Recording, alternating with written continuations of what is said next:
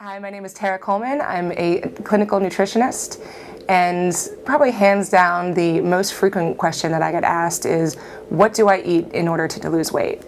And honestly, it's a little bit of a complicated question, but I can give you a quick answer for everyone to get started.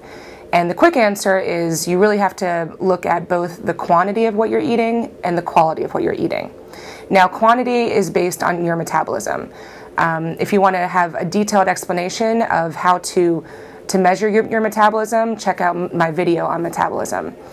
But after you figure out the amount that you should be eating, you really need to focus on the quality of the foods that you're eating. Now, there are three different types of foods. There's protein. Protein is the building blocks for all of your lean muscle. There's carbohydrates. Carbohydrates is your source of energy. And then there's fat. Now, fat actually comprises every single cell in your body. So all of these macronutrients are extremely important, and it's important to get a balance of both. Now, fat and protein typically come together, so I'm going to kind of lump them as one. So in order to make sure that you're getting a good amount of both carbohydrates and protein, every single time that you're eating, you should make sure it has one of each food group. So every time you put something in your mouth, it should have both a carbohydrate and a protein. Now, the way that this is going to help you lose weight is protein tends to help you feel full longer.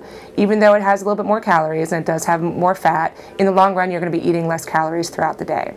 So, for example, instead of just having an apple is a great carbohydrate, combine it with some protein. Combine it with, a little bit of peanut butter or a little piece of string cheese. That's going to keep you feeling full much longer and ultimately get you to eat less calories throughout the day.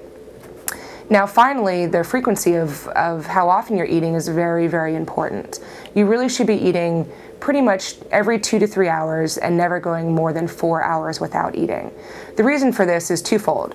First, it keeps your metabolism going strong. When we go for a long time without eating, our body goes into kind of a starvation mode, and it causes you to hold on to everything that you're eating as fat. Now, that's the last thing that you want if your ultimate goal is trying to lose weight. The other thing that it does is it keeps you from overeating in the long run.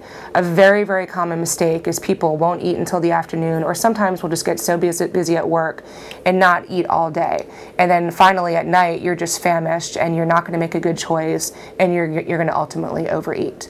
So really, if you just pay attention to the amount that you're eating by measuring your metabolism and making sure that you're eating the right quantity, the frequency of your eating, making sure that you're eating throughout the day, and every single time you eat, it should contain a carbohydrate and a protein. Following those three rules, you should be on track.